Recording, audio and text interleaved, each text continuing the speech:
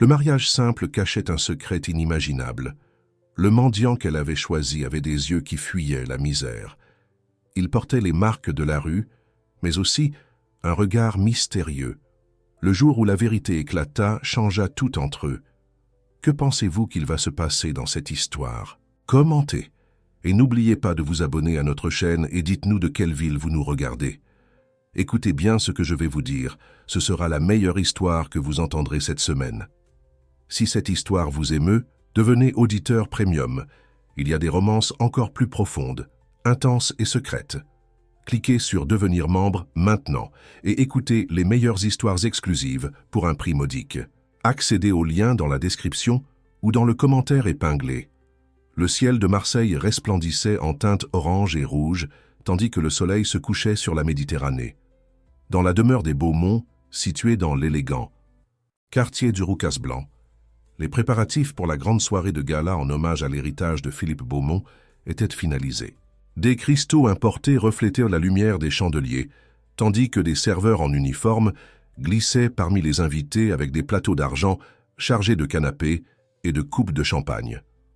Au centre de ce tourbillon social, Thomas Beaumont, 32 ans, héritier de l'empire Beaumont de promotion immobilière, observait la foule avec un regard distant. Son visage, aux traits marqués et à la barbe bien taillée, maintenait un sourire étudié, qui n'atteignait pas ses yeux bruns foncés. Le nœud papillon l'étouffait comme un rappel constant des responsabilités qu'il portait.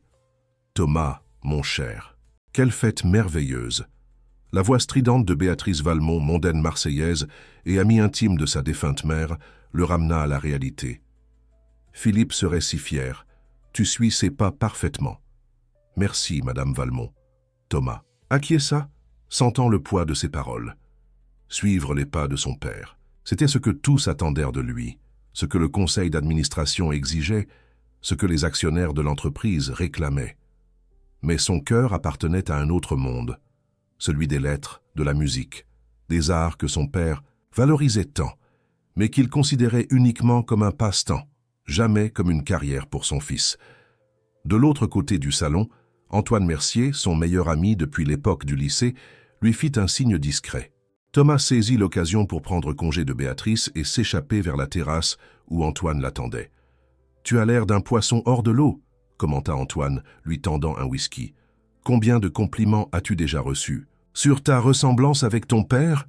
Thomas but une gorgée, sentant le liquide ambré brûler sa gorge. « J'ai perdu le compte après le 20e. » La brise marine apportait l'odeur de sel et de jasmin du jardin, offrant un bref répit des parfums mêlés à la sueur qui dominèrent le salon. Du haut de la terrasse, on pouvait voir la mer de Marseille, les lumières des navires et de la ville basse scintillant comme des étoiles terrestres. « Tu sais ce que je pense ?» Antoine s'appuya sur le parapet de pierre. « Ton père disait toujours qu'il voulait que tu trouves ton propre chemin. Peut-être est-il temps de prendre cela au sérieux. » Thomas agita son verre, observant le liquide doré danser. « Mon père disait beaucoup de choses. Mais quand venait l'heure de vérité, l'entreprise passait toujours en premier. Et maintenant, elle est sous ma responsabilité.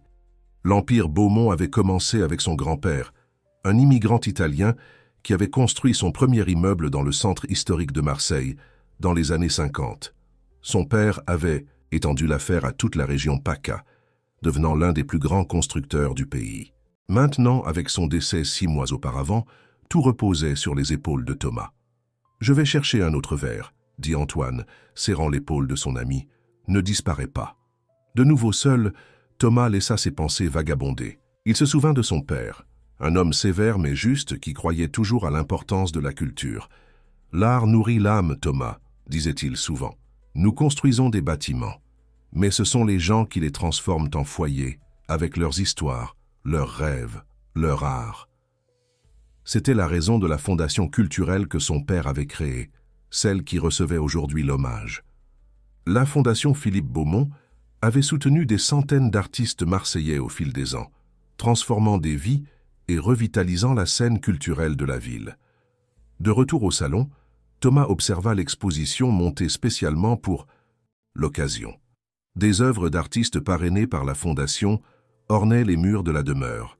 L'une d'elles attira particulièrement son attention, une grande toile qui représentait le panier en tons vibrants et coups de pinceau, audacieux, mais avec une profondeur qui captait l'essence historique et la douleur de ce lieu. Il s'approcha, fasciné par la façon dont l'artiste avait réussi à transmettre tant d'émotions à travers les couleurs. La plaque indiquait simplement « Aube sur le panier par Clairefontaine ». Impressionnant, n'est-ce pas?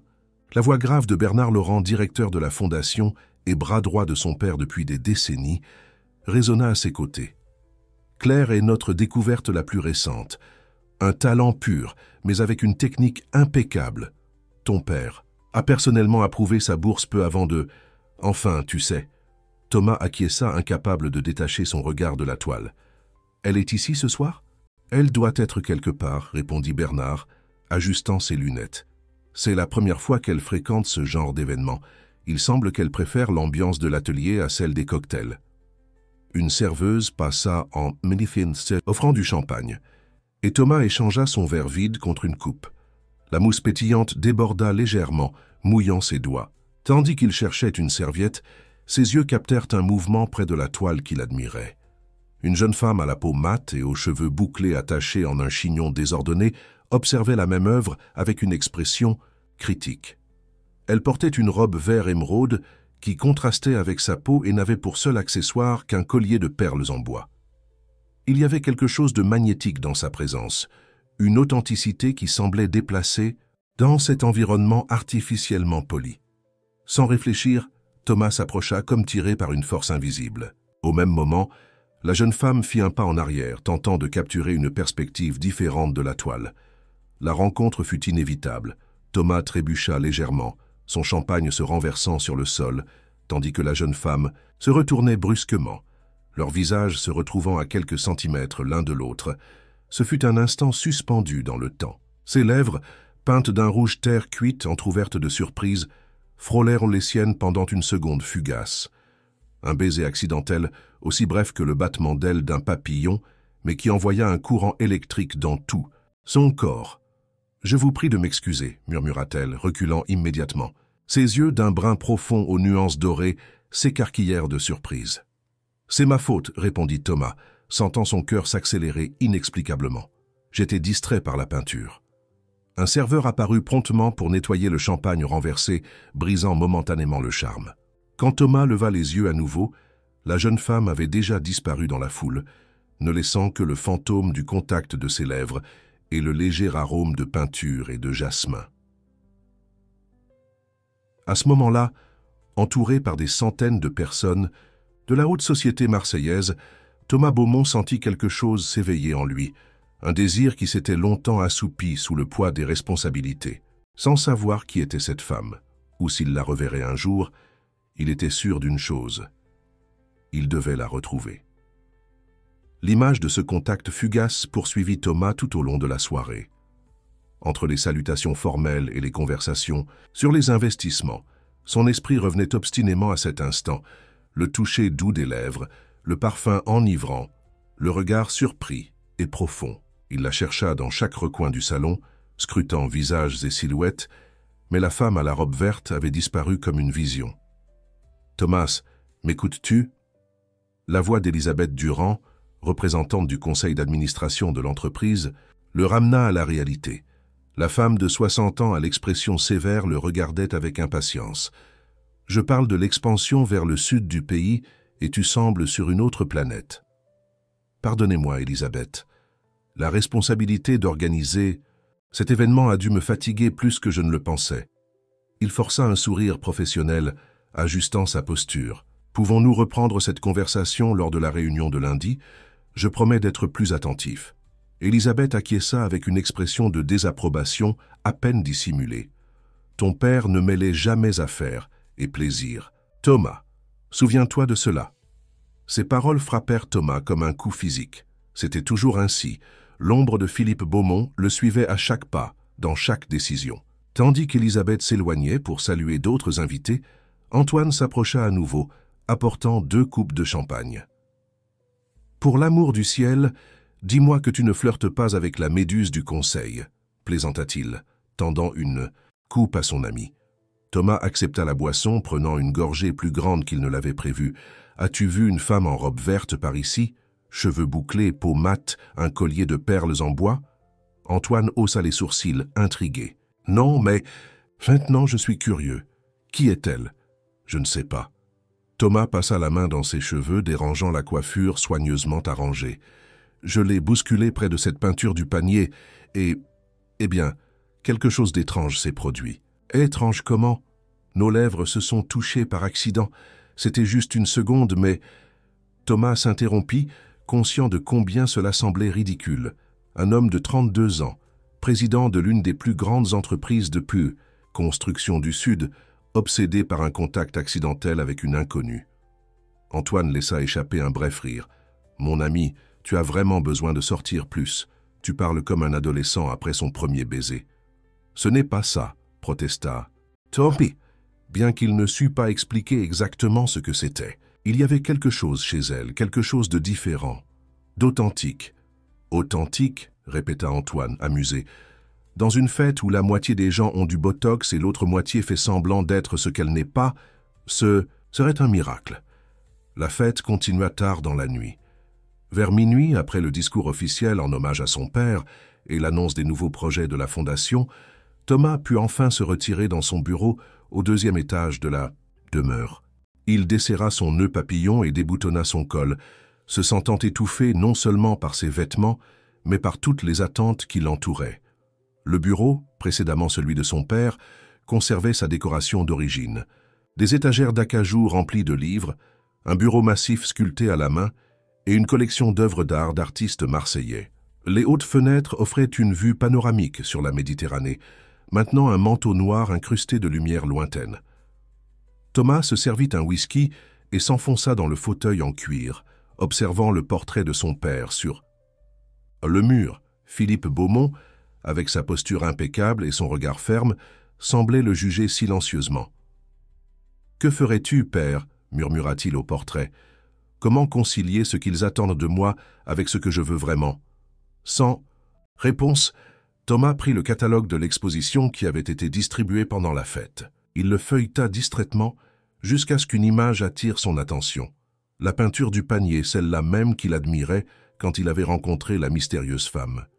Il lut la petite biographie de l'artiste à côté.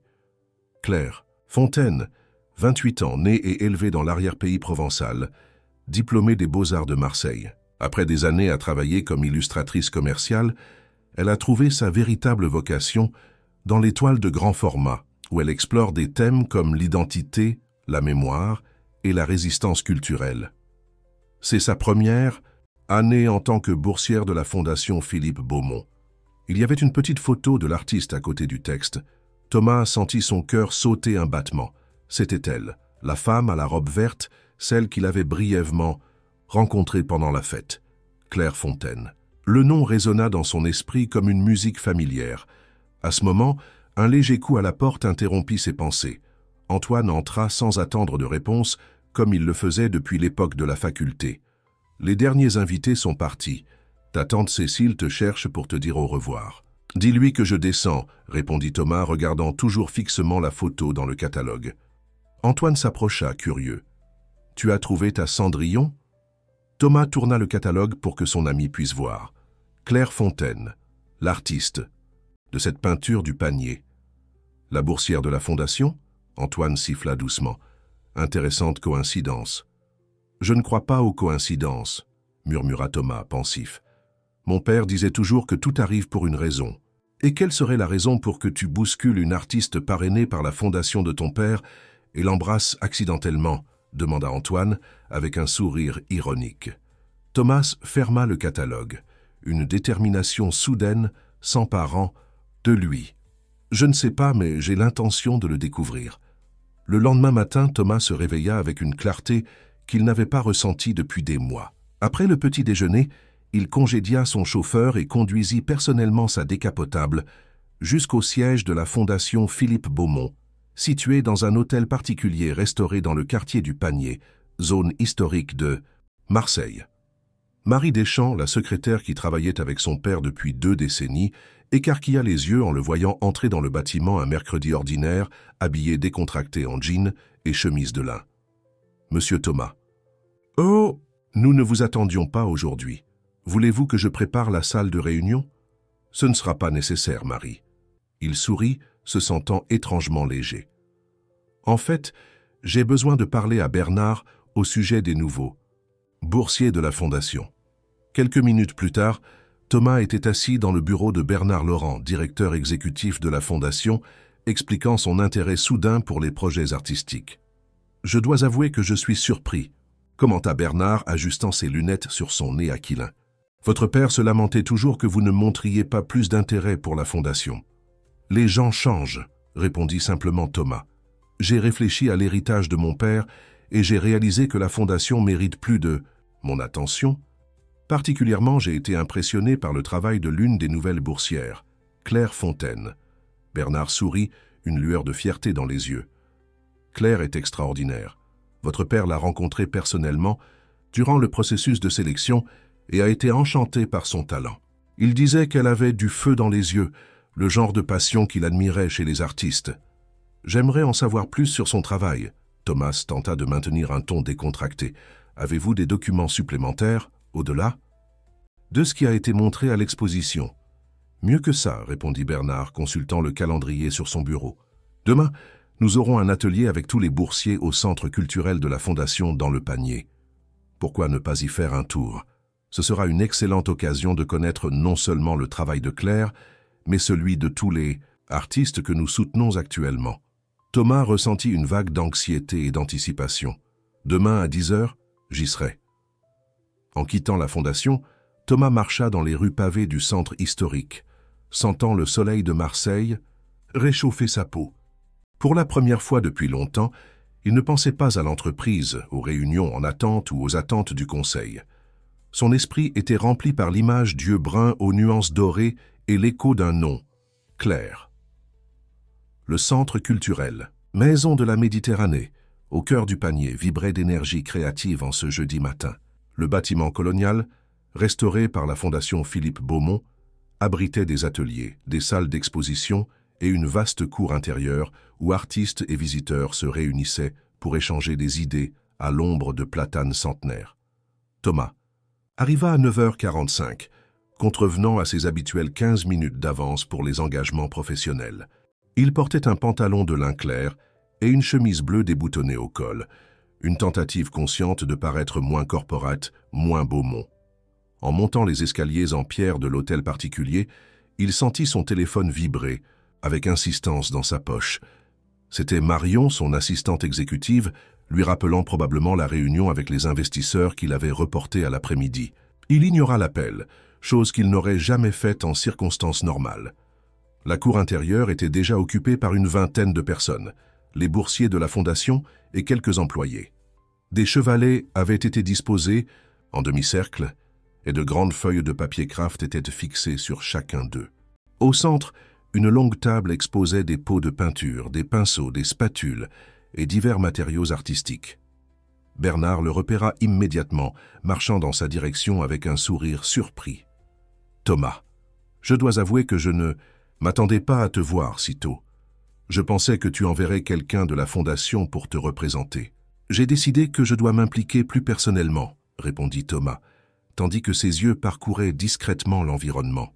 « Comme je l'ai dit hier, il est temps d'honorer l'héritage de mon père dans toutes ses dimensions. » Bernard acquiesça visiblement satisfait. « Permets-moi de te présenter aux boursiers.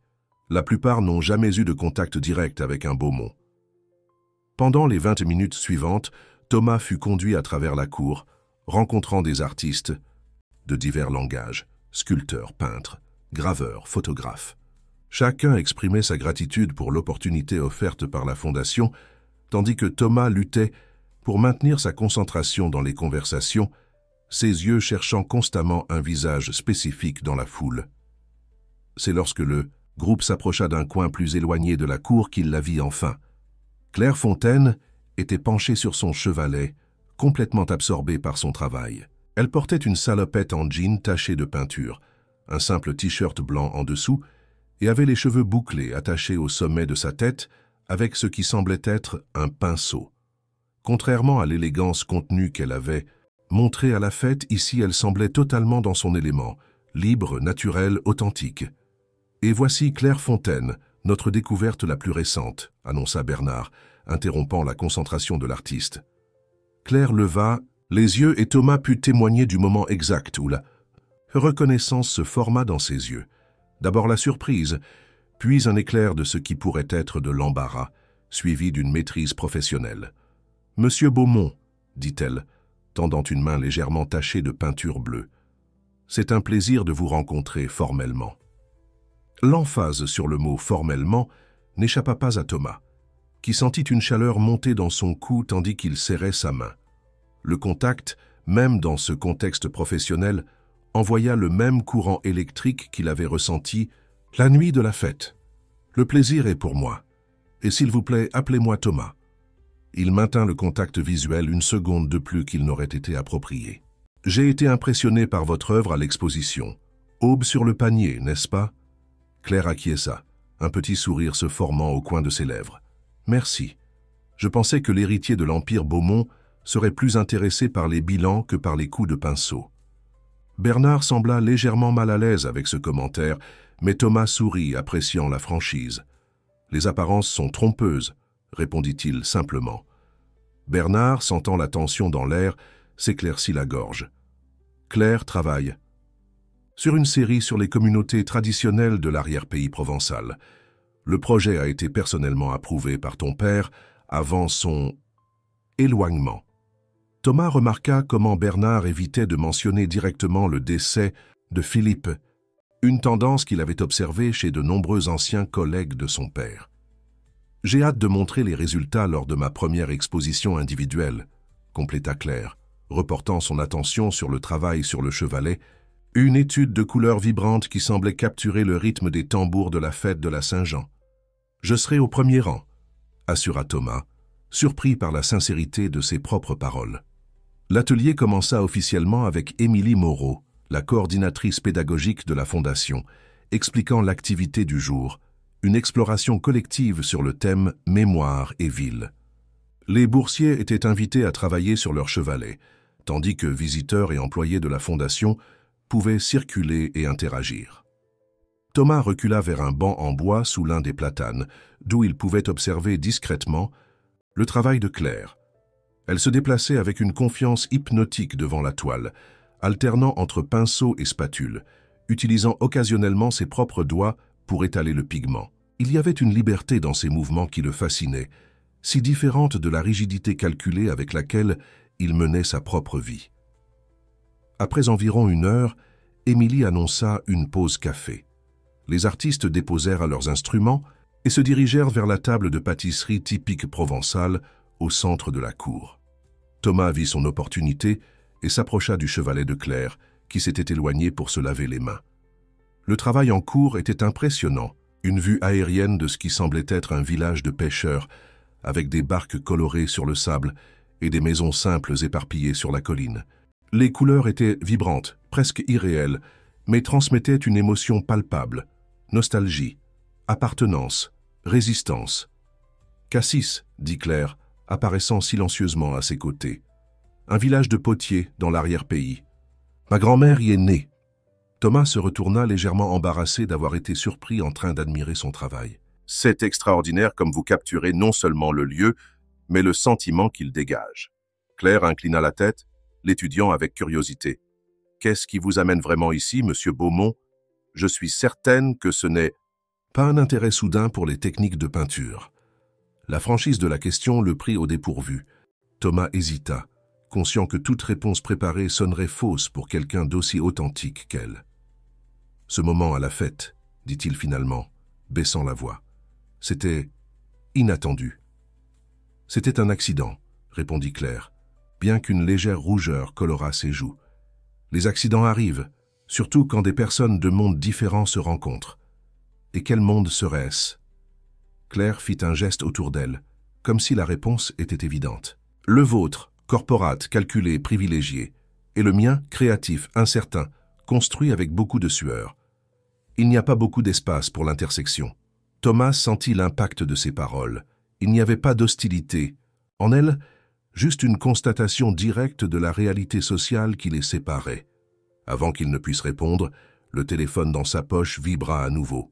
Cette fois, il répondit en voyant le nom d'Elisabeth sur l'écran.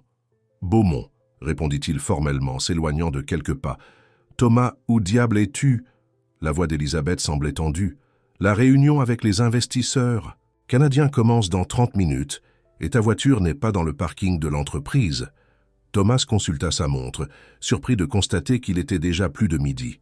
« Je suis en route, Elisabeth. Demande à Marion de retarder de 15 minutes. C'est inacceptable, Thomas. Ton père n'aurait jamais... J'y serai, interrompit-il, terminant l'appel. Quand il se retourna, Claire était déjà revenue à son chevalet et mélangeait de nouvelles couleurs sur sa palette. Thomas s'approcha à nouveau, conscient du temps limité. « Je dois partir, des engagements incontournables, expliqua-t-il, se sentant ridicule par l'évidence de la situation. Mais j'aimerais continuer notre conversation. Peut-être un café ?» Claire leva les yeux de sa palette, une expression énigmatique sur son visage. « Je ne pense pas que ce soit une bonne idée, monsieur Beaumont. »« Thomas, » corrigea-t-il doucement. « Et pourquoi pas ?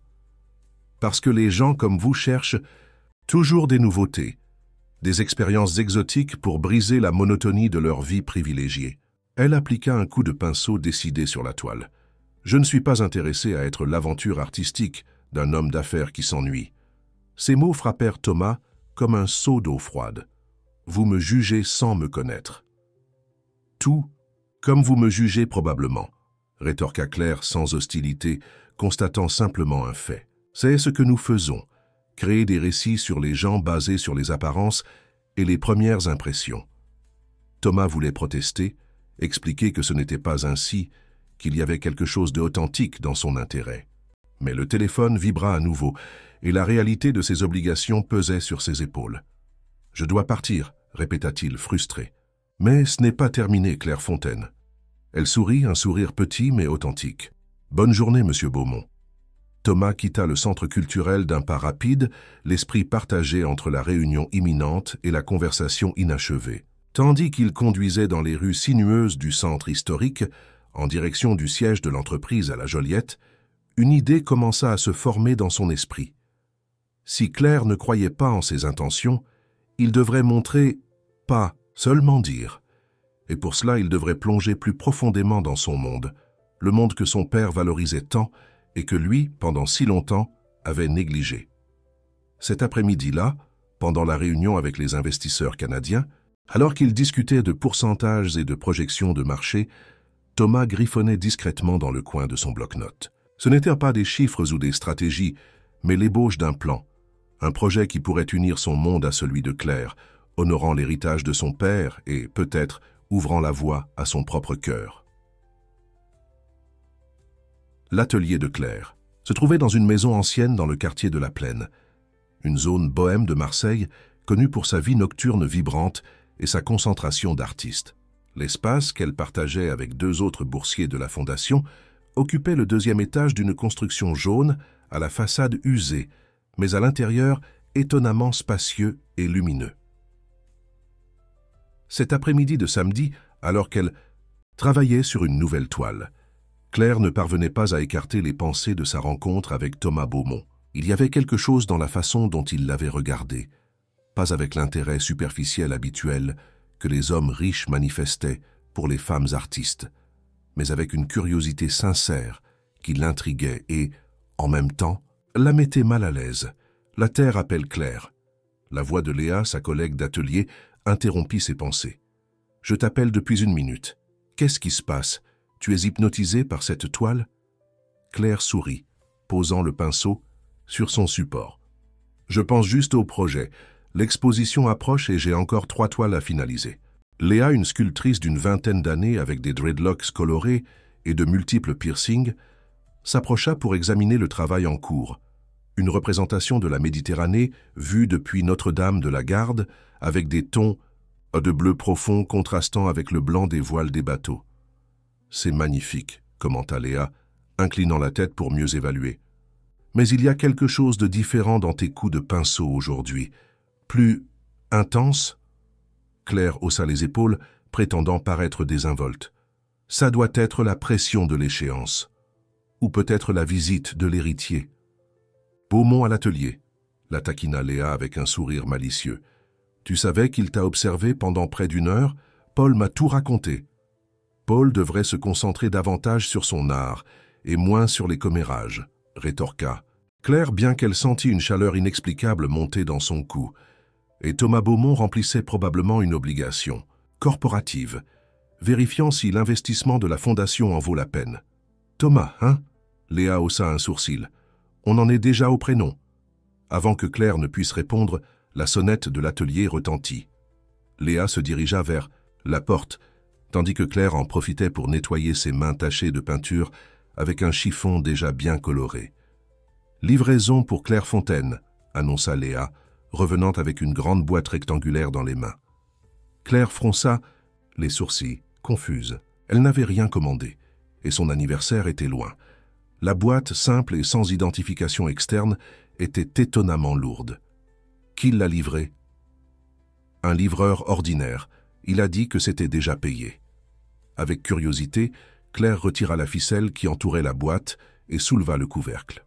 À l'intérieur, soigneusement emballés, se trouvaient 12 livres d'art, des éditions luxueuses sur des peintres français contemporains, y compris quelques rares monographies sur des artistes noirs et maghrébins qu'elle avait toujours désiré avoir dans sa bibliothèque personnelle.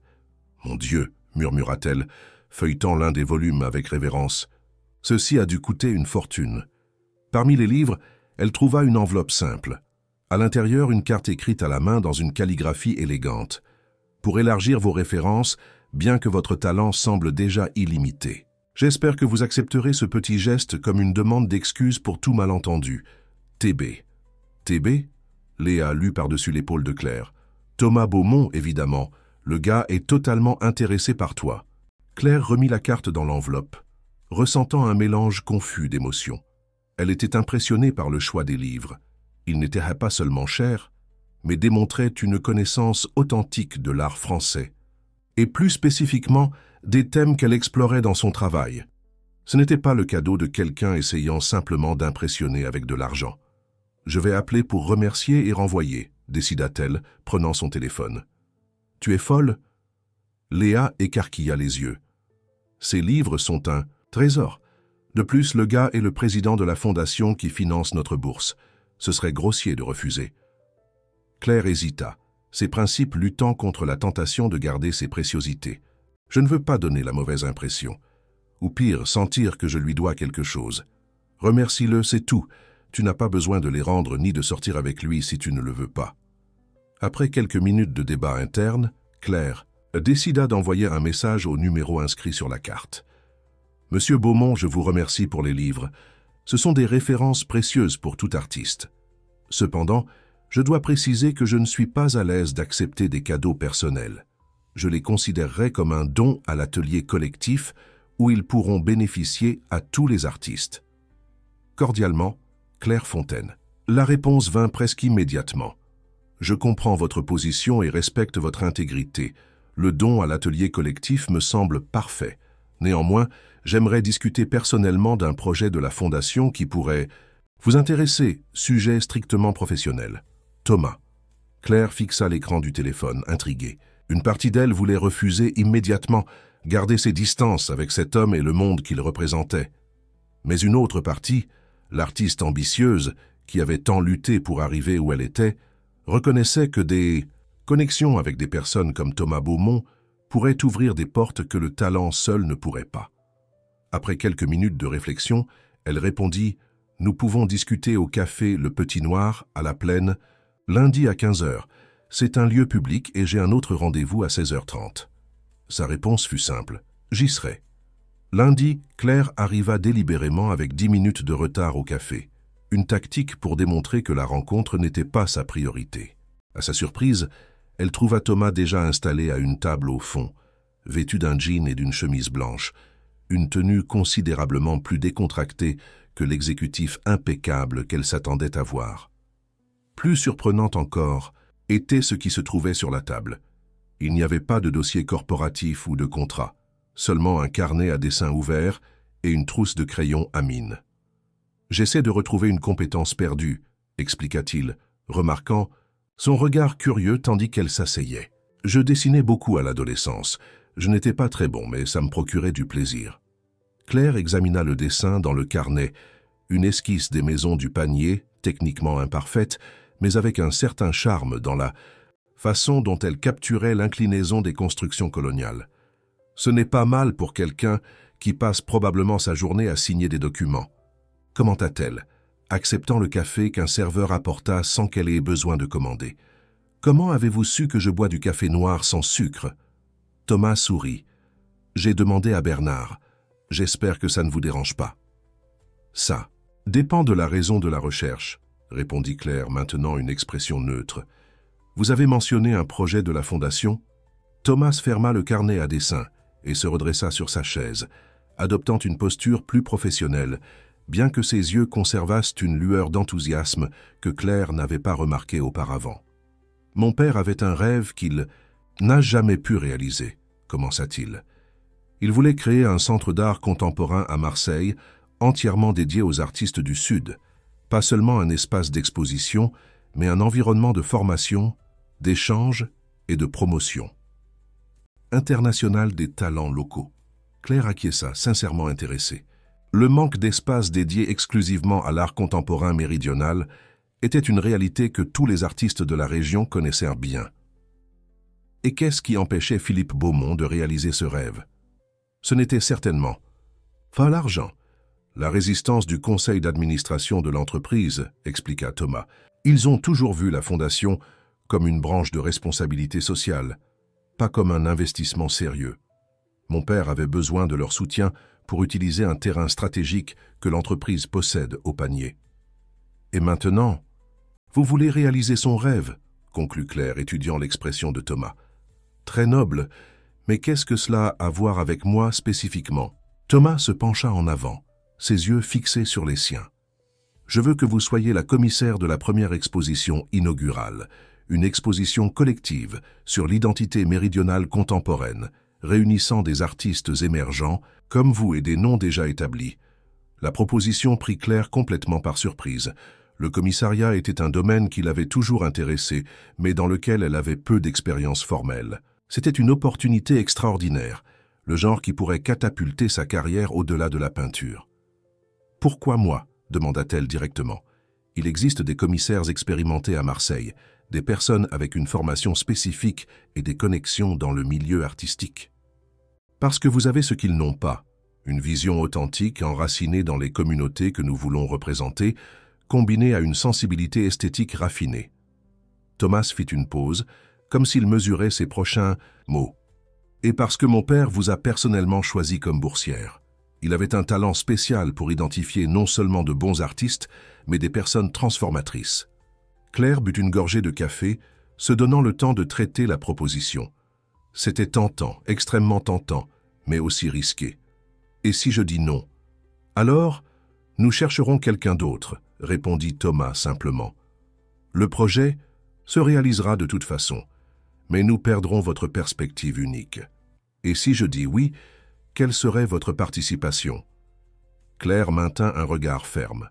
« Ce serait mon commissariat, ou vos idées exécutées à travers moi. » Thomas sourit, semblant apprécier sa franchise. « Autonomie créative totale pour vous. Mon rôle serait seulement de rendre le projet viable institutionnellement et de garantir les ressources nécessaires. » Et c'est tout? Il n'y a aucune autre intention derrière cette invitation? La question flotta entre eux, chargée de signification. Non dite. Thomas soutint son regard sans hésitation. « Je mentirais si je disais que je ne me sens pas attiré par vous, Claire, mais ce projet est légitime, indépendamment de tout intérêt personnel.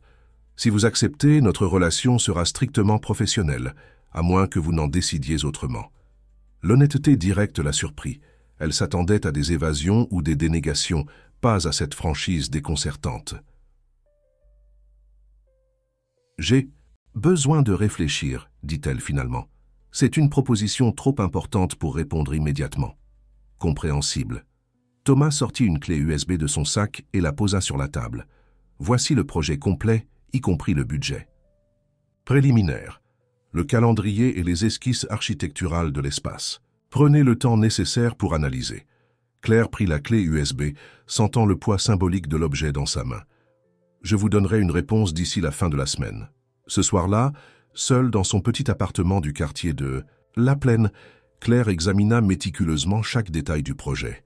À sa surprise, il était substantiel et bien fondé, pas simplement le caprice d'un héritier essayant d'impressionner, mais un plan soigneusement élaboré qui avait clairement pris des mois, sinon des années, à développer. Les esquisses architecturales révélaient un espace qui respectait la structure historique de l'hôtel particulier, tout en créant des environnements contemporains parfaitement adaptés pour des expositions d'art actuelles. Le budget était réaliste et généreux, le calendrier ambitieux mais viable. Et, plus important, le projet éditorial mettait précisément l'accent sur ce que Claire avait toujours défendu, la valorisation de l'art méridional, non pas comme expression folklorique ou exotique, mais comme production contemporaine pertinente sur la scène nationale et internationale. En fermant son ordinateur portable, une certitude se forma dans son esprit. Elle accepterait l'invitation. Non pas pour Thomas Beaumont, ou pour le baiser accidentel qui visitait encore occasionnellement ses pensées, mais pour l'opportunité de contribuer à un projet transformateur pour l'art méridional. Et si, dans le processus, elle découvrait davantage sur l'homme derrière le nom Beaumont, l'homme qui dessinait des maisons historiques dans des carnets à croquis et parlait de son père avec une admiration contenue, eh bien ce ne serait qu'un développement collatéral du travail. Mois suivants apportèrent une intensité que Claire n'avait pas expérimentée depuis ses années d'études aux Beaux-Arts de Marseille. La création du Centre d'art contemporain du Sud, officiellement baptisé Espace Philippe Beaumont, avançait à un rythme accéléré, propulsé par une détermination presque obstinée de Thomas à concrétiser le projet. Les matinées de Claire étaient consacrées à son propre travail artistique, préparant les toiles pour son exposition individuelle. Les après-midi et fréquemment, les soirées appartenaient au projet de commissariat. Réunions avec les architectes, visites du chantier, sélection d'artistes, élaboration de textes curatoriaux, planification du programme éducatif. Au milieu de cette routine épuisante, quelque chose d'inattendu commença à s'épanouir. Un partenariat professionnel avec Thomas qui défiait toutes ses attentes initiales. Loin d'être l'exécutif distant et contrôlant qu'elle avait imaginé, il se montrait présent, impliqué et étonnamment disposé à écouter. « Tu me dis que nous devons reporter l'inauguration d'un mois entier ?» demanda Thomas un après-midi pluvieux d'août, alors qu'il révisait le calendrier dans la salle de réunion de la Fondation. Claire acquiesça, préparée à de la résistance. Les artistes ont besoin de plus de temps pour développer des œuvres spécifiques pour l'espace. Nous ne voulons pas une exposition d'œuvres déjà existantes, mais un projet cohérent, pensé spécifiquement pour ce contexte. À sa surprise, Thomas fit simplement quelques annotations sur sa tablette. « Ça a du sens. Je vais réorganiser l'agenda des invités et des sponsors. Mieux vaut un lancement impeccable qu'un événement précipité. » Ces petites victoires, moments où ses opinions d'artiste prévalaient sur les considérations commerciales, construisaient progressivement une base de confiance entre eux. Graduellement, les réunions formelles à la Fondation cédèrent la place à des conversations plus détendues, dans des cafés du centre historique, des déjeuners prolongés dans de petits restaurants du panier et des promenades contemplatives sur le chantier au crépuscule. Lors d'une de ces promenades, tandis qu'ils observaient les ouvriers installer les énormes fenêtres qui donneraient une vue sur la Méditerranée, Thomas partagea quelque chose qu'il avait gardé pour lui pendant des années. « Mon père et moi avons eu une grande dispute quand j'ai décidé d'étudier la gestion, » révéla-t-il, tandis qu'il contemplait l'horizon orangé par le coucher du soleil. Il voulait que j'étudie l'architecture. Il disait qu'un constructeur devait comprendre les espaces, pas seulement les chiffres. Claire le regarda avec curiosité. « Et pourquoi n'as-tu pas suivi son conseil ?» Thomas haussa les épaules, un geste qui portait le poids d'anciennes décisions. Rébellion juvénile, peut-être, ou peur de ne pas répondre aux attentes.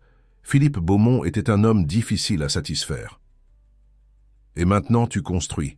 Son rêve. »« Je construis quelque chose de nouveau, » corrigea Thomas, ses yeux rencontrant les siens. « Quelque chose qui honore le passé, mais n'en est pas prisonnier. » À ce moment, avec le soleil couchant colorant le ciel en teintes orange et rouge, couleur que Claire utilisait fréquemment dans ses toiles, quelque chose changea entre eux. Ce ne fut pas un geste physique ou des mots explicites, mais une compréhension silencieuse qu'ils étaient tous deux en train de se transformer à travers ce projet. La semaine suivante, Claire invita Thomas à visiter son atelier, quelque chose qu'elle n'aurait jamais imaginé faire lorsqu'elle l'avait rencontré. Elle voulait lui montrer les toiles presque finalisées pour son exposition individuelle, qui aurait lieu parallèlement à l'inauguration du centre culturel. L'atelier, normalement un refuge sacré, où seuls d'autres artistes étaient. « Bienvenue !» accueillit Thomas par un après-midi ensoleillé de septembre. Léa et Paul, les autres artistes qui partagèrent l'espace, avaient opportunément trouvé des engagements ailleurs, laissant Claire inconfortablement consciente de l'intimité du moment. « Voici mon espace, dit-elle simplement, ouvrant la porte sur le vaste loft au plafond haut et aux fenêtres généreuses. Ce n'est rien comparé à la demeure des Beaumont, mais il a la meilleure lumière de la plaine. Thomas entra avec révérence, comme quelqu'un qui pénètre dans un temple. Ses yeux parcoururent les murs couverts de toiles à différents stades. Pas d'achèvement, les pots de peinture organisés par couleur, les pinceaux alignés par taille, les carnets d'esquisses empilés sur une table en bois usé. « C'est parfait, dit-il finalement. Je peux sentir ton essence dans chaque centimètre. » Claire sourit, étonnamment touchée par le commentaire. Elle le guida à travers l'espace, montrant chacune des 7 toiles qui composeraient son exposition Arrière-pays, un voyage visuel à travers les communautés riveraines et les villages de l'arrière-pays provençal, dépeint non avec le regard distant d'un observateur, mais avec l'intimité de quelqu'un qui s'était profondément immergé dans ces réalités. Thomas observait chaque œuvre avec une attention authentique, posant des questions qui surprenaient Claire par leur profondeur.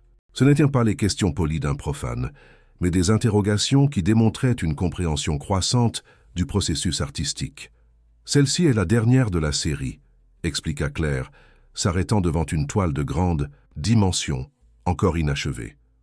Elle représente une fête de village à Cassis pendant la célébration de la Saint-Jean.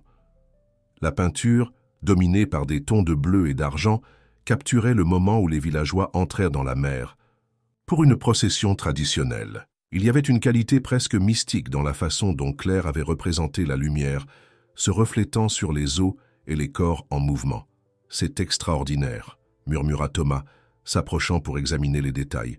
« On peut presque entendre les tambours et sentir l'embrun marin. »« Elle n'est pas encore terminée, » répondit Claire, critique. « Il manque quelque chose. Une qualité de transcendance que je n'ai pas encore réussi à capturer. Peut-être parce que certaines expériences sont impossibles à traduire complètement sur la toile, » suggéra Thomas, comme ce baiser accidentel. Les mots flottèrent, entre eux, chargés de signification. C'était la première fois depuis le début de leur partenariat professionnel que l'un d'eux mentionnait directement l'incident qui les avait rapprochés. Claire sentit son visage s'échauffer, mais maintint sa contenance. « Certaines choses sont mieux laissées dans le domaine du non-dit, Monsieur Beaumont. Nous revenons à Monsieur Beaumont maintenant ?» Il sourit, mais il y avait une vulnérabilité dans ses yeux que Claire n'était pas habituée à voir. « Thomas », se corrigea-t-elle, adoucissant son ton. « Nous avons un projet important à achever. Les complications personnelles ne feraient que rendre tout plus difficile. » Et après le projet, la question resta suspendue dans l'air, entre les toiles inachevées et les rêves en construction. Claire n'avait pas de réponse, ou peut-être en avait-elle trop, aucune d'elles simple ou sûre. « Un pas à la fois », répondit-elle finalement. « J'ai appris avec la peinture que certaines couleurs doivent sécher avant que d'autres puissent être appliquées. » Thomas acquiesça, respectant la limite établie. Il reporta son attention sur les toiles, posant des questions sur les techniques et les inspirations, comme si la tension momentanée n'avait jamais existé. Quand il prit finalement congé, cependant, il y eut un moment, bref comme ce premier baiser accidentel, où leurs mains se touchèrent une seconde de plus que nécessaire, et quelque chose de silencieux et profond fut communiqué. Cette nuit-là, seule dans l'atelier, Claire travailla jusqu'à l'aube sur la toile de la Saint-Jean, ajoutant des couches de lumière et de mouvement qu'elle n'avait pas réussi à visualiser auparavant.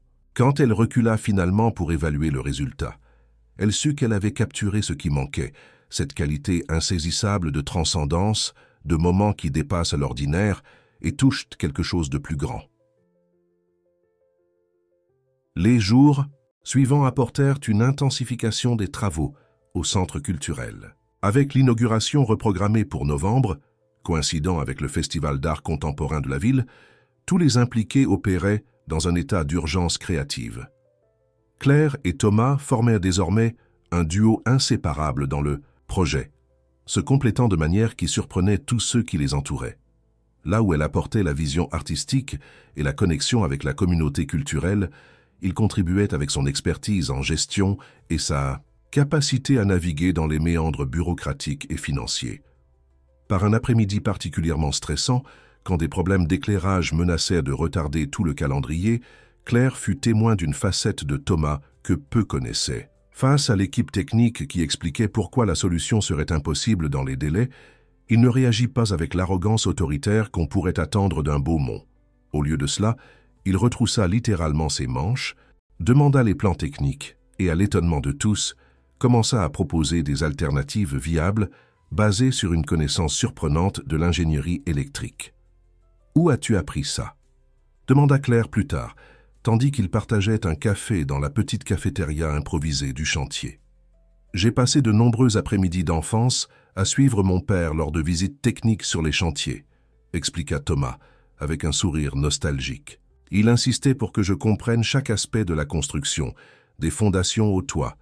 Il disait qu'un bon leader doit connaître intimement ce qu'il dirige. Il semble avoir été un homme intéressant, commenta Claire, différent de l'image que j'avais des Beaumont. Et quelle image était-ce? Des hommes d'affaires froids, calculateurs, intéressés uniquement par les mètres carrés et les profits par unité. Claire rougit légèrement de sa propre franchise. « Pardonne ma sincérité. » Thomas rit sans offense apparente. « C'est une perception juste, basée sur ce que l'entreprise est devenue. Mais mon père était un paradoxe, implacable dans les affaires, mais un romantique incorrigible quand il s'agissait d'art et d'architecture. Chaque bâtiment qu'il a construit, aussi commercial soit-il, avait un élément qui le différenciait. Un jardin suspendu, un panneau de céramique d'un artiste local, une conception qui respectait la lumière naturelle. Tandis que Thomas parlait de son père, Claire observait les transformations subtiles sur son visage. Comment ses yeux s'illuminaient en décrivant les projets les plus audacieux de Philippe, comment sa voix prenait une cadence plus émotive, en se rappelant des leçons apprises, comment ses mains gesticulaient avec la passion de quelqu'un qui se souciait vraiment de ce qui était créé. À ce moment, Claire réalisa qu'elle voyait le véritable Thomas Beaumont, pas l'exécutif poli qu'elle avait rencontré à la fête, ni l'héritier privilégié qu'elle avait initialement imaginé, mais un homme tentant de réconcilier différentes parties de lui-même, cherchant un chemin authentique entre l'héritage familial et ses propres aspirations. Et cette réalisation portait avec elle un danger que Claire ne pouvait ignorer. Il devenait de plus en plus difficile de maintenir la distance émotionnelle qu'elle considérait essentielle pour son intégrité professionnelle et artistique. Ce qui avait commencé comme un baiser accidentel, suivi d'un partenariat professionnel inattendu, menaçait maintenant de se transformer en quelque chose de plus profond et complexe. Une rencontre d'âmes apparemment distinctes qui, étonnamment, trouvaient une résonance l'une dans l'autre. La cause, dernière semaine d'octobre, avec l'inauguration approchant rapidement, le conseil d'administration de l'entreprise Beaumont demanda une présentation formelle du projet. C'était un moment crucial. Bien que Thomas ait autorité en tant que président, le soutien du conseil serait fondamental pour la durabilité à long terme du centre culturel. Ils doivent voir que ce n'est pas seulement un caprice de ma part, expliqua Thomas, tandis qu'il préparait la présentation dans le bureau temporaire monté sur le chantier même. Ils doivent comprendre la valeur culturelle, sociale et, oui, économique de cette initiative. Claire perçut la tension dans sa voix. « Tu es inquiet ?» Thomas hésita, puis acquiesça.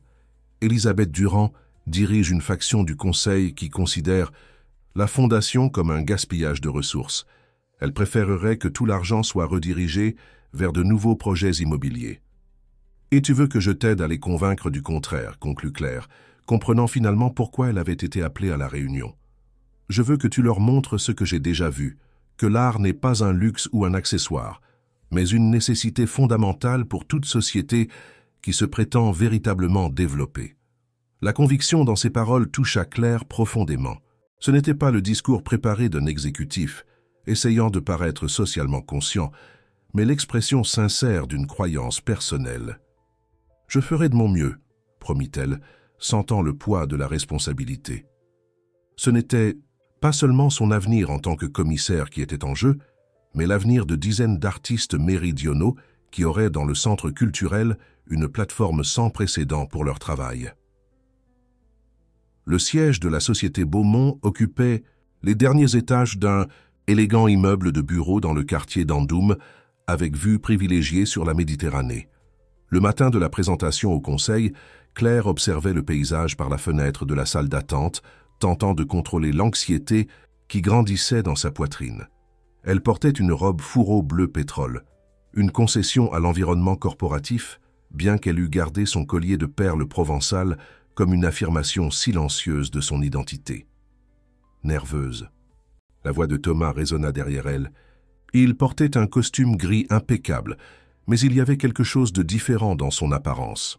Une petite broche sur le revers que Claire reconnut immédiatement comme une pièce d'un artisan de Cassis, l'une des communautés représentées dans ses peintures.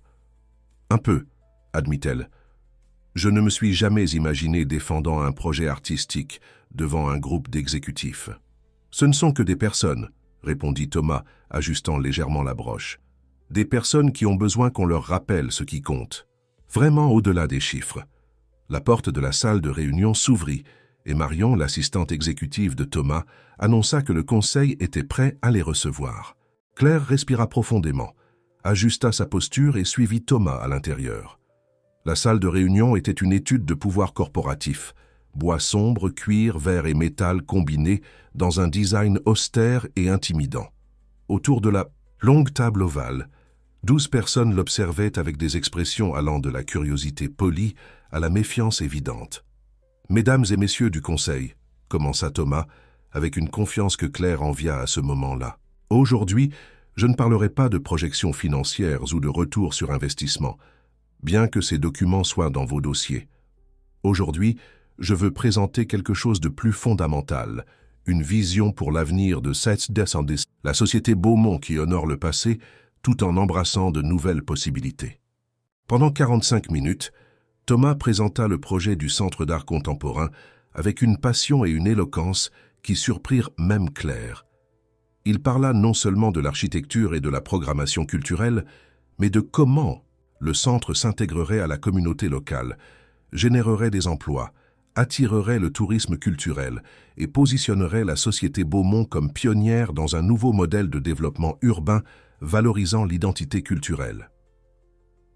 Quand vint le tour de Claire de parler de la commissariat et de l'importance artistique du projet, elle sentit le poids de tous les regards. Pendant un instant, l'insécurité menaça de la paralyser. Qui était-elle, une artiste d'origine modeste de l'arrière-pays provençal, pour être dans cette salle décidant du destin de millions d'euros? Puis ses yeux rencontrèrent ceux de Thomas, qui acquiesça imperceptiblement, transmettant une confiance silencieuse. Et Claire se rappela qui elle était. Pas seulement la boursière de la fondation, pas seulement la partenaire de projet de Thomas, mais une artiste avec sa propre vision et une compréhension profonde de l'importance de l'art comme outil de transformation sociale. « L'art n'est pas un luxe », commença-t-elle, sa voix trouvant de la fermeté à chaque mot. « Ce n'est pas de la décoration. Ce n'est pas un investissement pour prendre de la valeur avec le temps. L'art est l'expression la plus profonde de l'expérience humaine, la façon dont les sociétés traitent leur passé, comprennent leur présent et imaginent leur futur. » Tandis qu'elle parlait, Claire projetait des images des œuvres qui seraient exposées lors de l'inauguration, des travaux d'artistes méridionaux qui dépeignaient non seulement la beauté de la région, mais ses contradictions, ses luttes et ses transformations. « Ces artistes n'ont pas besoin de charité », continua-t-elle, regardant directement Elisabeth Durand, dont l'expression restait impassible. « Ils ont besoin de reconnaissance, de plateformes, d'opportunités pour que leur travail dialogue d'égal à égal avec la production artistique de Paris, Lyon ou même Berlin et New York. Le Centre d'art contemporain ne sera pas seulement un beau bâtiment ou un geste de philanthropie, ce sera un espace d'affirmation de la pertinence globale de l'art méridional. » À la fin de la présentation, un silence pensif plana sur la salle. Ce fut Élisabeth qui le brisa, se penchant en avant avec une expression calculatrice. « Impressionnant, je dois l'admettre, dit-elle, sans s'adresser spécifiquement à Thomas ou Claire. Mais j'ai une question pour mademoiselle Fontaine. Ce projet signifie évidemment beaucoup pour vous en tant qu'artiste. Mais je me demande si votre proximité avec notre président n'influencerait pas votre enthousiasme professionnel. » L'insinuation flotta dans l'air comme du poison.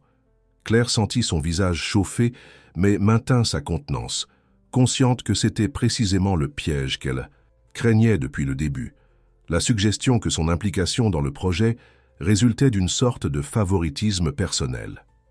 Avant qu'elle ne puisse répondre, Thomas se leva, une expression contenue de fureur sur son visage, habituellement serein. « Élisabeth, c'est complètement inapproprié et tu le sais. » Sa voix était basse mais chargée d'autorité.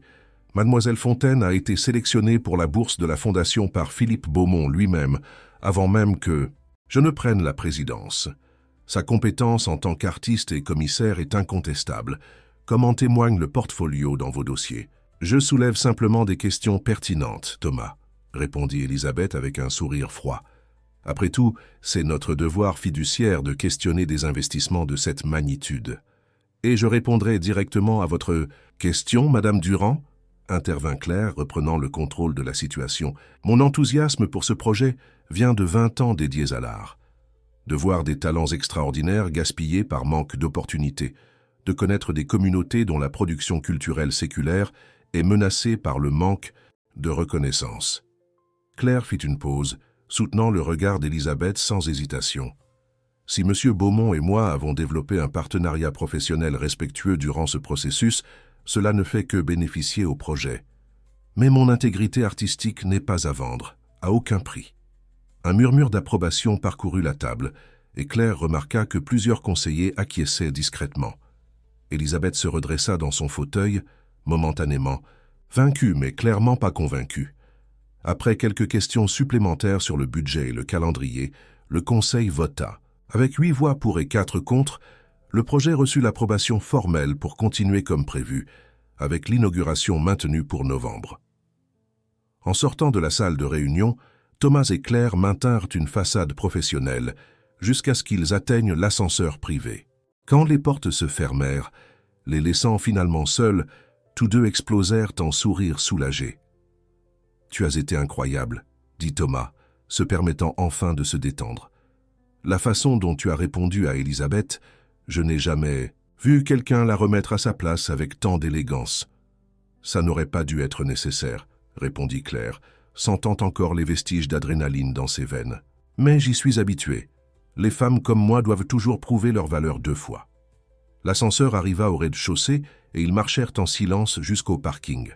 La pluie fine qui tombait sur Marseille créait un voile argenté sur la ville, adoucissant les contours et mélangeant les couleurs.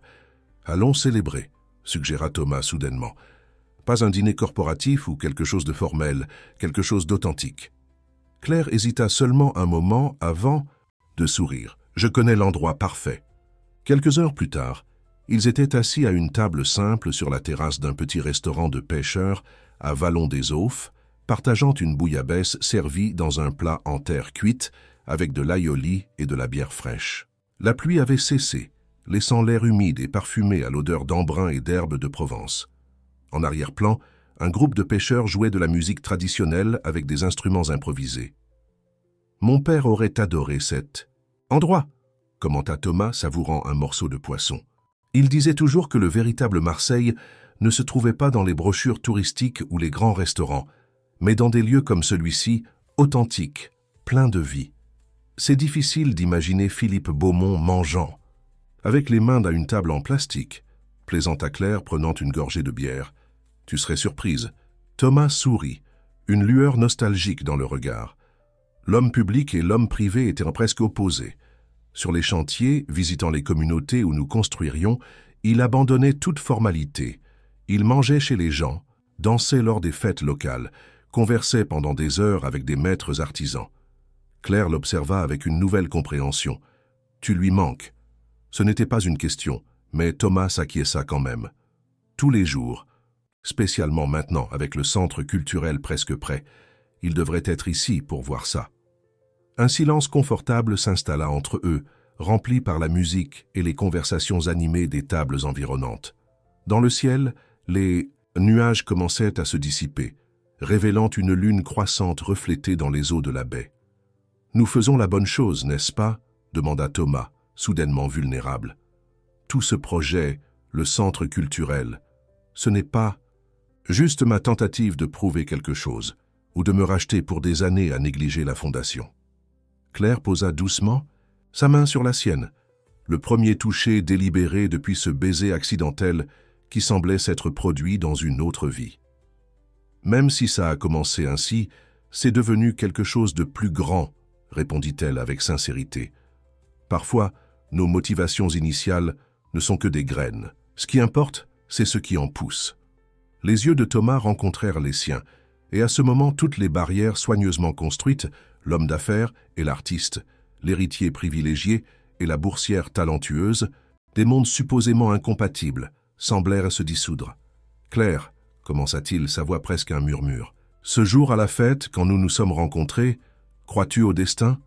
Elle sourit, sentant une certitude inattendue. « Je crois au choix et aux personnes assez courageuses pour les faire, même quand ils font peur. » La main de Thomas se retourna sous la sienne, leurs doigts s'entrelaçant naturellement, comme s'ils avaient toujours été destinés à trouver cet ajustement parfait. « Je suis fatigué de suivre des scénarios prédéterminés, » confessa-t-il, « d'essayer d'être celui que tout le monde s'attend à ce que je sois. Et qui veux-tu être, Thomas Beaumont ?» La question flotta entre eux, chargée de possibilités. Thomas l'étudia pendant un long moment, comme s'il tentait de mémoriser chaque détail de son visage. « Quelqu'un qui ne craint pas de suivre son cœur, » répondit-il finalement. « Quelqu'un digne de partager une vision avec une artiste extraordinaire qui voit le monde en couleurs que la plupart des gens ne savent même pas qu'elles existent. » Le son d'applaudissements et de tambours s'intensifia en arrière-plan. Le groupe de pêcheurs avait été rejoint par d'autres musiciens, et maintenant un petit cercle de danse se formait spontanément au centre de la terrasse. « Danse avec moi », invita Claire, se levant et tendant la main. Thomas hésita. « Je ne sais pas danser comme ça. »« Il ne s'agit pas de savoir, » sourit-elle. « Il s'agit de sentir, de se permettre d'être guidé par le rythme, par le moment. » Quand Thomas accepta sa main et se joignit au cercle, quelque chose de fondamental changea entre eux. Ce n'étaient pas seulement deux individus dansant, mais deux âmes se permettant finalement la vulnérabilité de l'authenticité totale. Et là, sous la lune croissante de Marseille, au son d'applaudissements et de tambours ancestraux, avec l'odeur d'herbe et d'embrun dans l'air, un nouveau chapitre commença à s'écrire, pas seulement pour le Centre d'art contemporain du Sud, mais pour Claire et Thomas, dont les vies, si différentes en origine, trouvaient maintenant un rythme commun, une harmonie inattendue, une toile partagée, où différentes couleurs pourraient coexister et créer quelque chose de beau. La semaine de l'inauguration arriva avec l'intensité d'une tempête méditerranéenne. Le Centre d'art contemporain du Sud, désormais une réalité architecturale impressionnante au cœur du panier, bouillonnait des préparatifs finaux. Techniciens ajustaient les éclairages, assistants accrochaient des œuvres, commissaires invités de tout le pays arrivaient pour le symposium qui précéderait l'ouverture officielle. Claire vivait pratiquement sur place, supervisant personnellement chaque détail de l'exposition collective Midi Pluriel, qui occuperait l'étage principal, tandis que sa propre exposition individuelle, Arrière-Pays, prenait forme dans la galerie plus petite du deuxième étage. Les dernières semaines avaient été un tourbillon d'émotions et de travail incessant, laissant peu d'espace pour réfléchir à la transformation personnelle qu'elle expérimentait. Depuis cette nuit au Vallon des Aufs, sa relation avec Thomas avait évolué vers quelque chose de difficile à nommer. Plus qu'un partenariat professionnel, plus profond qu'une amitié occasionnelle, mais encore prudent, contenu, comme si tous deux craignaient de briser le fragile équilibre qu'ils avaient construit. « Nous devons discuter des sièges au premier rang », dit Marion, l'assistante de Thomas, s'approchant avec un bloc-notes, tandis que Claire supervisait l'installation d'une sculpture monumentale en céramique. « Nous avons trop d'autorité confirmée, et pas assez d'espace. » Claire sourit, déjà habituée aux complexités protocolaires qui entouraient l'événement. Placez les artistes au premier rang. Les politiciens peuvent rester au second. C'est un centre d'art, pas une tribune électorale. Marion nota l'instruction avec une expression qui suggérait qu'elle aurait à gérer un conflit diplomatique plus tard, mais ne contesta pas. Ces derniers mois, l'assistante exécutive avait appris à respecter les décisions artistiques de Claire, tout comme Claire avait appris à valoriser l'efficacité organisationnelle de Marion. Ah, et M. Beaumont m'a demandé de vous informer qu'il a dû se rendre à Paris pour une réunion d'urgence avec le ministère de la Culture. Il sera de retour demain soir, à temps pour le dîner avec les commissaires internationaux. Claire acquiesça, ignorant la pointe de déception qu'elle ressentit.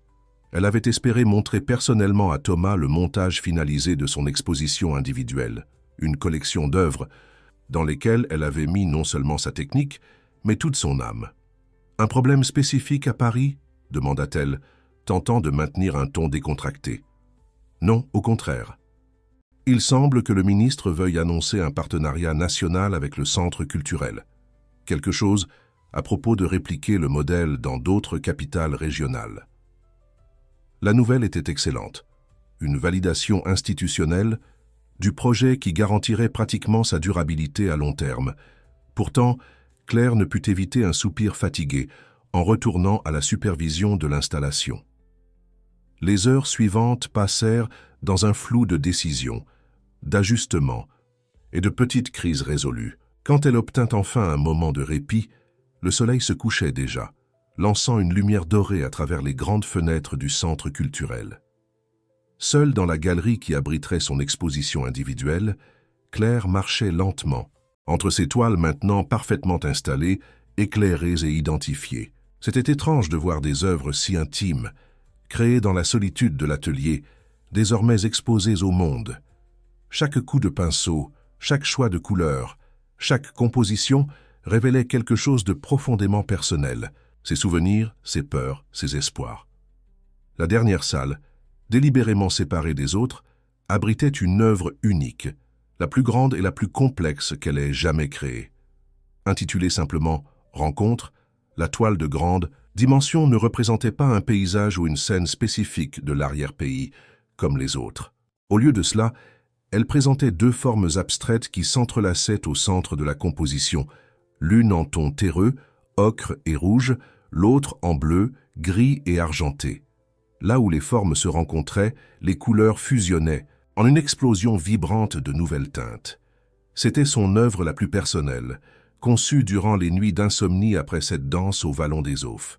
Une métaphore visuelle non seulement de mondes distincts qui se rencontrent, mais de la transformation qu'une telle rencontre provoque, la naissance de quelque chose de complètement nouveau à partir d'éléments apparemment incompatibles. Magnifique. La voix masculine derrière elle la fit sursauter. Se retournant rapidement, Claire s'attendait à voir Thomas mais se retrouva face à un homme plus âgé, élégamment vêtu, aux cheveux grisonnants et au regard intensément familier. « Pardonnez-moi de vous avoir effrayé, » dit l'homme, s'approchant d'un pas lent, s'appuyant sur une canne sculptée. « La galerie est fermée, mais la porte était ouverte et je n'ai pu résister à un aperçu. »« Il n'y a pas de problème, » répondit Claire, l'étudiant avec curiosité. « Vous êtes André Beaumont, » se présenta-t-il, tendant la main, « frère de Philippe et oncle de Thomas. Mais, s'il vous plaît, appelez-moi André. » Claire serra sa main, surprise. Elle connaissait l'existence de l'oncle de Thomas, un diplomate à la retraite qui vivait entre Paris et Marseille, mais ne l'avait jamais rencontré personnellement. « C'est un plaisir de vous rencontrer, monsieur André. Je suis Claire Fontaine, là, l'artiste et commissaire qui a conquis non seulement la fondation, mais aussi le cœur réticent de mon neveu, compléta-t-il, avec un sourire gentil. Thomas m'a beaucoup parlé de vous. » Claire sentit son visage s'échauffer, mais maintint sa contenance. « Thomas et moi sommes partenaires dans ce projet. Nous avons une relation professionnelle. » André rit doucement, se tournant pour contempler la toile « Rencontre ». Si cette œuvre est le résultat d'une relation professionnelle, alors je dois avoir mal compris la signification de l'art pendant toutes ces années. Le commentaire, bien que gentil, atteignit Claire avec la précision d'une flèche. C'était vrai. La toile révélait des sentiments qu'elle avait à peine admis à elle-même, encore moins partagés avec d'autres. Philippe aurait approuvé, continua André, admirant toujours l'œuvre. pas seulement le centre culturel, mais spécialement vous. Il a toujours cru que Thomas avait besoin de quelqu'un qui le défie, qui lui fasse questionner le chemin prédéterminé, que tous s'attendaient à ce qu'il suive. Vous étiez proches, vous et Philippe? André acquiesça, un regard distant dans ses yeux. Comme des frères peuvent l'être, compétitifs, mais loyaux jusqu'à la fin. J'ai choisi la diplomatie, lui, les affaires. J'ai voyagé à travers. Le monde, il a construit cette ville. Des chemins différents, mais toujours connectés. Il fit une pause, s'appuyant plus lourdement sur sa canne. Vous savez, ma chère, les Beaumont ont une tradition de paraître froids et calculateurs à l'extérieur, mais de porter des tempêtes émotionnelles à l'intérieur. Philippe était ainsi, et Thomas, Thomas est peut-être le plus tempétueux de tous, bien qu'il s'efforce tant de le cacher. Claire se sentit étrangement à l'aise avec cet homme qu'elle venait de rencontrer, mais qui semblait voir à travers les couches de protection qu'elle avait construites. « Pourquoi me dites-vous cela ?» « Parce qu'en 50 ans d'appréciation de l'art, j'ai rarement vu une œuvre qui exprime aussi honnêtement ce que je vois dans cette toile, » répondit André pointant vers Rencontre. « Et parce que Philippe, avant de partir, m'a fait promettre que j'aiderais Thomas à trouver son vrai chemin, pas seulement celui que la famille ou l'entreprise attendaient de lui. » Le silence qui suivit fut interrompu par le bruit de pas rapides dans le couloir. Quelques secondes plus tard, Thomas apparut à l'entrée de la salle, paraissant étonnamment décontracté en jean et chemise bleu marine, comme s'il était venu directement de l'aéroport. « Oncle André !» s'exclama-t-il, véritablement surpris. « Je ne m'attendais pas à te voir avant demain. »« J'ai décidé d'arriver plus tôt, » répondit l'aîné, embrassant son neveu affectueusement. « Je ne pouvais pas manquer l'occasion de rencontrer l'artiste qui a réussi ce que ton père et moi avons essayé pendant des années, te faire vraiment te soucier de quelque chose au-delà de cette entreprise. » Thomas rougit légèrement, lançant un regard rapide à Claire. « Je vois que tu as déjà rencontré Claire. »« Oui, et elle était sur le point de me montrer le reste de son extraordinaire exposition, » mentit André habilement. « Mais je viens de me rappeler que j'ai un engagement. Pourquoi ne prends-tu pas ma place comme appréciateur d'art ?» Avant que l'un d'eux ne puisse protester, André se dirigeait déjà vers la sortie, se déplaçant avec une agilité surprenante pour quelqu'un utilisant une canne. À la porte, il se retourna une dernière fois. « Ah, et Thomas, n'oublie pas ce dont nous avons discuté à Paris. La vie est trop courte pour des décisions timides. » Avec ces paroles énigmatiques, il disparut dans le couloir, laissant un silence chargé entre Claire et Thomas. « Mon oncle a un talent spécial pour les entrées et sorties dramatiques, » commenta Thomas, brisant la tension avec un sourire. « Une compétence développée au cours de décennies de réception diplomatique, je suppose. » Claire lui rendit son sourire, sentant la nervosité diminuer. Il semble fascinant et étonnamment direct pour un diplomate. André a toujours été le plus franc des Beaumont. Mon père disait qu'il avait gaspillé son talent dans la diplomatie alors qu'il aurait dû être poète. Thomas s'approcha, s'arrêtant devant la toile « Rencontre ». Pendant plusieurs minutes, il observa simplement en silence, comme s'il absorbait chaque nuance de couleur et texture. « C'est à propos de nous, n'est-ce pas ?» demanda-t-il finalement, sa voix presque un murmure. La question flotta dans l'air, lourde de toutes les implications qu'elle portait. Claire aurait pu nier, aurait pu offrir une interprétation alternative, aurait pu se cacher derrière des abstractions artistiques, mais quelque chose dans la vulnérabilité du moment exigeait l'honnêteté. « Oui, » répondit-elle simplement, « c'est à propos de ce qui se passe quand des mondes différents entrent en collision et que quelque chose de nouveau naît de cette collision. » Thomas se tourna pour la regarder, ses yeux intenses reflétant la lumière dorée du crépuscule qui entrait par les fenêtres. « Et qu'est-ce qui naît de cette collision, selon toi ?»« Quelque chose encore indéfini, » répondit Claire, sentant son cœur s'accélérer. « Quelque chose qui est encore en train de se former, d'évoluer, de trouver son propre équilibre. »« J'ai peur, » confessa Thomas, faisant un pas vers elle. « Peur que nos différences soient trop grandes. Peur que le monde autour de nous rende impossible ce que nous ressentons. Peur de ne pas être celui dont tu as besoin. » L'honnêteté brute de ces paroles toucha Claire profondément. C'était précisément ce qu'elle craignait aussi, bien qu'elle ne l'ait jamais verbalisé. « J'ai peur aussi, » admit-elle, éliminant la distance entre eux. « Peur que ce ne soit qu'un chapitre passager pour toi. peur de perdre mon identité, mon art, ma vision en me rapprochant trop de ton monde. Et pourtant, tu as peint cette toile, observa Thomas, levant la main pour toucher doucement son visage. Même avec la peur, tu as créé quelque chose qui expose ton âme à quiconque la regarde. L'art exige toujours du courage, répondit Claire, se permettant d'appuyer son visage contre sa main. Il exige que nous montrions ce qui nous effraie, ce qui nous émeut, ce qui nous transforme. Le baiser qui suivit n'était pas accidentel comme le premier. Il était délibéré, conscient. Un choix fait en pleine connaissance des risques et des possibilités. C'était aussi différent de tout baiser que Claire avait jamais expérimenté. Pas seulement une connexion physique, mais une rencontre d'âmes qui avaient dansé l'une autour de l'autre pendant des mois, se rapprochant lentement, testant les limites, découvrant des points de résonance. Quand ils se séparèrent finalement, tous deux souriaient, pas le sourire nerveux d'une première attraction, mais le sourire complice de personnes qui ont partagé un voyage et découvert quelque chose de précieux dans le processus. « L'exposition est incroyable », dit Thomas, tenant les mains de Claire dans les siennes. « Pas seulement ton exposition, individuelle, mais tout le commissariat. Tu as transformé ma vision initiale en quelque chose de beaucoup plus grand et significatif. »« Nous l'avons fait ensemble », corrigea Claire. « Tu m'as donné la plateforme, j'ai apporté la perspective. C'est un partenariat qui fonctionne. » « Un partenariat, répéta Thomas pensif. Est-ce que c'est ce que nous voulons être? Des partenaires? La question portait de multiples significations, et Claire savait que sa réponse définirait non seulement le moment, mais potentiellement leur avenir à tous deux. « Je veux être beaucoup de choses avec toi, Thomas Beaumont, répondit-elle. Finalement, partenaire, oui, mais aussi celle qui te défie, t'inspire, t'accompagne. Je veux être quelqu'un qui t'aide à découvrir qui tu es vraiment, au-delà du nom que tu portes, et je veux que tu sois la même chose pour moi. » L'expression de Thomas s'illumina d'une joie qui transcendait le moment.